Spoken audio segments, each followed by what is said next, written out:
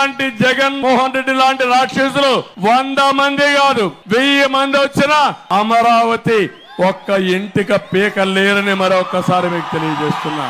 1 inch కూడా కదిలించలేరు. దీని ముహూర్త బలం అది, దీని స్థాన బలం ఇది. ఈ సందర్భంగా మా ఆడబిడ్డల్ని మనస్ఫూర్తిగా అభినందిస్తున్నా. అమరావతి జేఏసీ బ్రహ్మాండంగా పోరాడారు. 3000 కేసులు, ఎన్ని విధాలుగా మిమ్మల్ని అవమానించారో చూశా. అడుగడుగున అవమానాలు, పోలీసుల హింస, జైల్లో పెట్టారు.